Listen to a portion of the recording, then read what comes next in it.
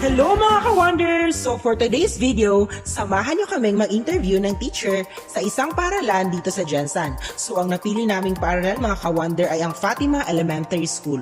So ang mga katanungan na ibibigay namin sa teacher ay belong or related rin sa pagtuturo at sa mga strategy nila mga ka-wonder. So ang napili naming teacher mga ka-wonder ay si Ma'am Fatima Gyapal ng Fatima Elementary School. Good morning, ma'am. We are from Mindanao State University College of Education. So today we are here to conduct a survey question for our podcast. The number one question is, how do you conduct parent-teacher conferences and how does this help in achieving learners' progress? Okay, good morning. So, as a teacher, we conducted parent-teacher conference every after quarter during convocation and during the release of cards for the students. This is to inform if the students got a lowest grades or failed with their specific subject. Being one of the stakeholder, parents also has a great role in the process of their child. So we encourage them to help their child to study well and recommend them to check the situation of their child after schooling. This is what we call parent-teacher communication for the progress of their child. So now, for the failed subject, the teacher gave an intervention for the student to give them a chance to pass the subject by giving them a requirements that is easy to them to do with allotted time. This will help them to pass with their subject. Then other than that, for this school year, one of the reasons why the students failed the subject is that there are students who are non-reader or frustrated in reading. So we encourage also the parents to practice their child in reading to their home, and also as a teacher, we conducted a reading activity once a week to help them improve their learning skills. Okay, thank you, ma'am. So let's proceed to the next question. What does it mean to be a reflective teacher? What are the characteristics of a reflective teacher that contribute to learners' progress? Okay, as a reflective teacher, we must evaluate our own teaching practices. This is to know if you are effective by the learning of your students. At the very beginning of the class, we as a teacher or advisor must know the different characteristics or the capacity and intelligence of the students so that we can give them the tool needs in the learning progress. Other than that, we can reflect if we are effective teacher by giving the students assessment before, during, and after the lesson taught. With this, we will know if the strategy we use is effective or we need to do other strategies in teaching. For me, the characteristic of a reflective teacher that contribute to learners' progress is reflect on and learn from experiences. Not only the students learn from their teacher, but also the teacher learn from their students. Like for example, during the discussion, then the students share their ideas and reflect on their real life. Teachers can also gain moral values from them. Next is to remain open to alternative perspectives.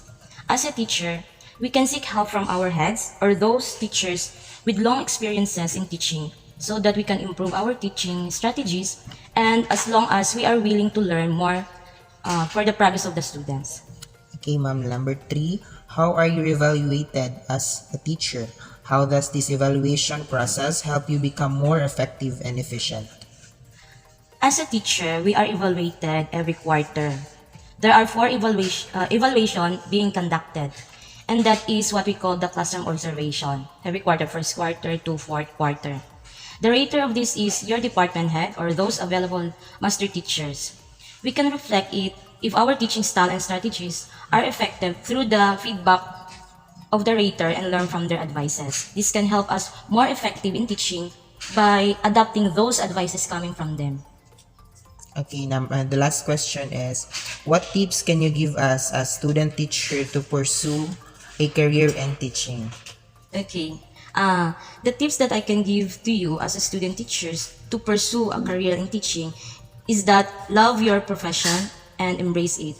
As long as you are dedicated to pursue your goal and willing to learn more in teaching. Last one is have patience to your students. Make them feel that you are their second parent at school, and by that you can be an effective teacher. Kasi sa ngayon, ang mga student kasi matitigas ang ulo. Marami yung mga laging napupunta sa prefect of discipline, sa tigas ng ulo. Ang problema kasi sa kanila is walang respeto. Na-try ko yan once. So, As an advisor, kailangan mo talaga marunong ka mag-advise din. Kahit na wala kang experience or wala kang anak, kailangan mo pa rin gawin yung yung pagiging isang ina sa school. That's all. Okay, thank you very much, ma'am, for your very inspirational na mga answer. No? I hope na ma-apply namin ito in terms of kung nasa field na kami in the future. Thank you so much, ma'am, and good morning. Okay, thank you. It's reflection time. My reflections from Teacher Fatima's response are that parent-teacher conferences are indeed vital for student improvement as they facilitate collaboration between educators and parents. Reflective teaching practices, which involve evaluating our own strategies and learning from our experiences, contribute to students' progress. Feedback from evaluation helps us refine our teaching approaches, and the support and involvement of parents play a significant role in the child's educational journey. Additionally, she mentioned that as future educators, embracing our profession and having patience with our students are essential attributes for fostering a positive and effective learning environment. I actually have a lot of takeaways on the interview. First, you should establish parent-teacher conference so that the parent can monitor and know the progress of their child. Second, the teacher also must evaluate their own teaching style or strategies to know if their method using is effective by the learning of the student. And also, the teacher must know the different learning style of each student so that they can give the tools needed by the learners. In addition, according to Ma'am Yapal, reflect on and learn from experiences. Not only the student learn from their teacher, but also the teacher learn from their student. Lastly, according to Ma'am, love your profession and embrace it. And especially, have patience to your students. By those statements by Ma'am Yapal, we can be an effective teacher. Regular parent-teacher conferences are essential for teachers to inform parents about their child's academic progress, especially for low grades or subject failures. Involving parents as stakeholders help them stay updated on their child's learning. Addressing challenges like reading difficulties and involving parents in reading activities improves learning skills. Evaluating teaching practices, understanding students' characteristics, capacities, and intelligence, and conducting classroom observations help teachers improve their skills. A love for the teaching profession, dedication, professional development, and patience with students is essential for becoming an effective teacher.